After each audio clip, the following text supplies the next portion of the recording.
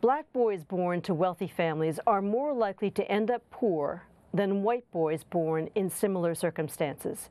That's the conclusion of a New York Times article that examined the results of an extensive study that looked at the lives of boys through the prisms of race and class in America.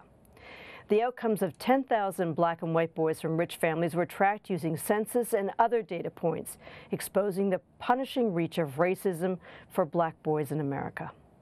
Dr. Micheal Lindsey is the director of the McSilver Institute for Poverty Policy and Research at New York University, and Shane Lloyd is the assistant director at the Afro-American Cultural Center at Yale University.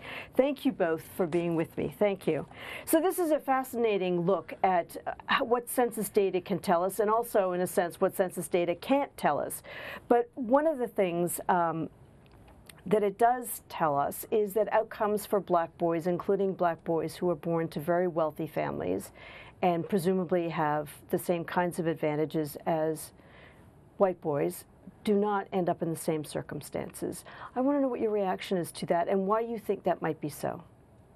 Yeah, so often we've told black boys and black folks in general to pull yourself up by the bootstrap, right, to weather the storm, to overcome any obstacles that come your way. And so there's this really strong ethic around working hard and forging through challenges. And so what this data suggests is that for black men, no matter, as you indicated, what economic strata you find yourself in, particularly if you're high income, you still have to contend with those challenges related to racism and discrimination. And so I found personally the findings quite heartbreaking. Quite heartbreaking. Yes. And what about you? If I could ask you, Shane, before we go to that question, what was your reaction to the study? Startled yet unsurprised, because I think that the data reveal the durability of racism and how it evolves over time, but then also how the wealth of black people within that strata may not be as durable compared to those forces. And like Dr. Lindsey said, there's also a dynamic of how we consider and understand wealth and assets in the United States. And oftentimes when it comes to sort of telling black people to sort of follow through on the Horatio Alger phenomenon of sort of pull yourself up by the bootstraps, it elides this idea that income alone, and high income at that, is not going to be what it takes to actually address the U.S. racial wealth gap. Well, let me turn to you, Dr. Lindsey. When you think about the obstacles that are in place that young black men, even young black men who have privilege, that they face, why do you think that there is a disparity between outcomes for those young men and for their sisters? Because their sisters born in similar circumstances do as well as white women born in similar circumstances. You know, a 2016 Yale study really pointed out the power of implicit bias, and it starts in preschool. It suggests that we, as early as that age, tend to look at black boys differently. We view their behaviors differently. We interpret them to be aggressive and disruptive and that sort of thing. And that leads to over-suspensions of black males. That happens irrespective of your economic strata, right? And so I think that those patterns of discrimination and implicit bias really follow black males throughout their lives. And you can see the long-lasting effects of that with respect to education outcomes and economic viability. And to extend off that, we should also think of, in considering the life course, it's not simply just the contributing to the school to prison pipeline. We're also thinking about, say for instance, you have a set of well-educated black men who've gone to elite institutions. When they're competing and being recruited and being interviewed, these biases might actually come into play when you hear about the concept of cultural fit. And it's this very delicate balance of sort of dancing into stereotypes so you can be familiar, but not breaking them so much that you don't seem genuine or authentic based on how these sort of typical psychological scripts that people have applied to black men. And when you're talking about cultural fit, it's a question that may be implicitly, sometimes more obviously asked in corporate culture, about does this person belong with us? And how does that play out in a corporate setting? Well, I think black men have to contend with discrimination in terms of being overlooked, being viewed as inferior, not mustering up or having what it takes to be successful. And so I think, those are the kinds of, sort of discriminatory experiences and perceptions that, black men deal with every day in corporate America and other stratas of, sort of employment. The researchers said that they went looking for a neighborhood. They tried to identify neighborhoods where poor black boys do well as whites. And they said the problem is that essentially there are no such neighborhoods in America. Is that surprising to you? No, I think it just speaks to the power of how racism has structured society to set up both sort of very material obstacles and that are some of them historically rooted and then some of them less than perceivable. If we even think about government policy, oftentimes when we think about government policy related to black people, it's sort of trumped up and sort of distorted ideas of welfare in the sense of the government is investing quite a considerable amount of money to sort of pull people up from poverty and they just simply can't make it, without also considering that the government actually provides more substantive funds towards what's known as welfare, in the sense of helping white Americans sort of get tax breaks on their homes, get tax breaks on capital gains if they have access to those kinds of assets within their wealth portfolio, and then also thinking about how it is that there is no significant taxes on inheritance that can be passed around from generations. And if you think of the history of slavery, Jim Crow, and onward, that's the assets mostly derived, white families. Right, the assets derived from those violent systems have been passed down across time. They did not evaporate and they did not change. Right. And so in terms of, well, you're talking about a policy question there, that if you were really to look at this as a structural, systemic problem, then you would have to look at the roots within the policies that hold up the structure. And I mean, I think we all understand this government very well. We all understand the nature, the culture, and the society very well. It's very unlikely that there is going to be a massive shift, say, in the tax structure that would alleviate that. I do want to come back to this question of solutions when we talk again after the break. But before we get there, are there things that black parents should or could do to try to help their children get to a better place? Yeah, so I think definitely. What we find in my work is that when kids are supported and feel the love and support of their families, it's a protective factor against depression and other kinds of mental health issues. I think that same kind of phenomena of support can really be impactful to families who are struggling with matters of poverty and or when you're wealthy. That if you provide support to kids and help them to understand who they are in terms of their race and their potential to succeed and do well, those kinds of endearing, supportive conversations are incredibly protective. If you have a conversation with your child about race and you talk about what racism is and what it would be like to confront racism, and assuming that there is an inevitability that at some point in their life they will confront racism, does that help armor the child to deal with it better? Yeah, I mean, certainly I think that research has, in clinical practice, has really shown that when we engage in racial socialization and help our kids understand what challenges they're going to face, there's something really powerful about knowing what is going to lie ahead, right, in terms of your path. And if you understand the challenges and obstacles that you're going to face and you're given the skills around overcoming them, it certainly is helpful. I mean, one of the things this data set, although it's extensive, doesn't tell us. It tells us, where people live, what their zip code is. It tells us what the family income was. It tells us something about family structure, but it can't answer a lot of other intangible questions about which would give us perhaps more clues to why some boys do better than others, because we can't know what exactly is going on in the home.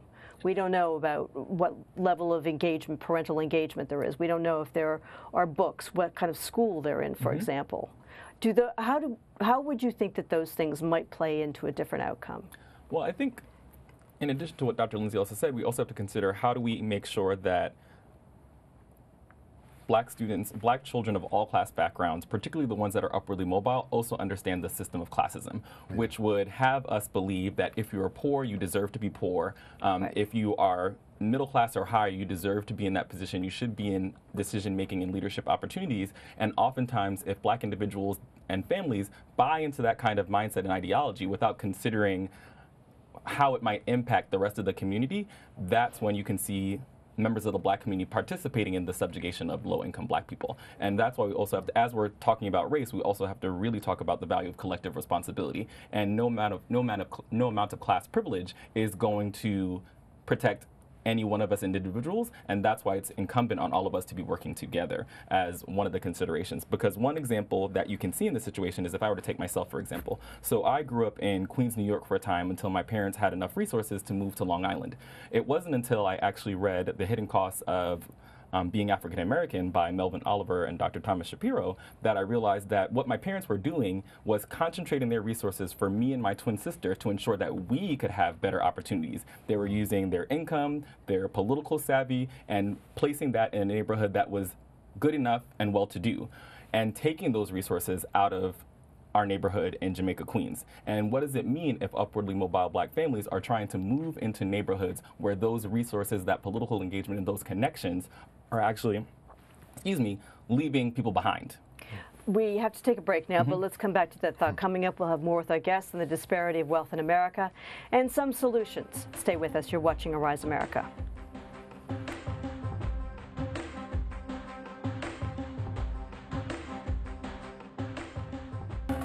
Back with us is Dr. Micheal Lindsey from New York University and Shane Lloyd from Yale University. We're continuing our conversation about wealth, class, and race. One of the data points that's really interesting says that if Black boys grow up in a two-parent wealthy home, their long-term outcomes are no better than white boys who grew up in a single-parent middle-class home. What does that say to both of you about the structure of institutionalized racism in America? Well, for me, I go back to education, to schools, and earlier in the segment, I talked about how for Black males in schools, they contend with how they're perceived and how they're thought to be aggressive and disruptive. Those kinds of situations, suggest to me that we overlook perhaps some underlying mental health issues that are leading to those aggressive, disruptive behaviors, but we're not treating them. And I think that, again, no matter what type of family formation you come from, those are the kinds of experiences that Black boys have unilaterally. So I think that we really have to look at what's happening in schools. Or is it an inherent perception, an inherent bias, a perception that Black boys are more boisterous and disruptive, when in fact they are no more disruptive than white boys of the same age? That's right. I think in those instances, then it becomes really important both for, when we think about the various spheres of life, which is the education setting, the workplace, institutions of higher education and whatnot, we also have to think about, for individuals who are interfacing with young Black boys, what kind of education are they having around intercultural engagement or thinking about issues of social justice, such that they are aware of and could intervene when they become aware of their enacting biases on other people. Because, we can do as much as we would like at the individual and family unit level to sort of talk about racism, talk about classism, and educate boys in a particular way, but they're still interfacing with this larger coordinated system. And if we're not thinking of the interplay of individual level strategies with larger systemic strategies, which could be at the level of educational workshops or series or trainings, but then also large structural things, we're going to continue to see these outcomes persist. And let me just say, too, that we're starting to see some change. There are a lot of schools and districts around the country that are doing restorative justice types of interventions in schools. What is So restorative justice basically is looking at behaviors differently, not interpreting them as leading to behaviors that need to be addressed through suspensions. And so you bring the two parties together. So if kids are, aggressing with one another, you bring them together and have a discussion about what happened. There's usually a harmed party and a person who's doing the harm and then a victim. And you bring them together to resolve conflict in pro-social, healthy ways. And so a lot of school districts are starting to do restorative justice type interventions in lieu of suspensions and expulsions. Because, of course, the more a kid is in school, the better it is for the kid. Absolutely. Yes. To address this implicit or explicit bias that tends to happen for black boys in particular. One of the things that I think we know is that mentoring is incredibly important for the success of all children, but maybe particularly important for this group. How can mentoring programs help these kids? Well, one of the things I'm most proud about as executive director of the McSilver Institute is the Step Up program that we have.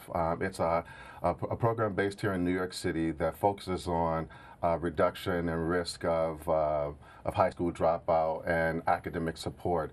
And so it's a mentoring, one-to-one mentoring program, some group mentoring that happens, but that gives kids an opportunity to be exposed to communication skills and leadership skills. And what we find is that by engaging kids in this very positive way through this mentoring program, our results are really phenomenal. 85% of the kids in our program graduate from high school and go on to college. How does that compare with those who are not in your program? Yeah, so the standard graduation rate in New York City is in the lower 70%, between 70 and 75%. And these are kids who came to you because they already had an issue?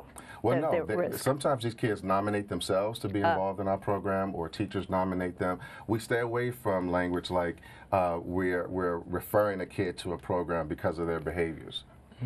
So, Shane, when you look at this study, you look at the breadth of this study, what does that tell you?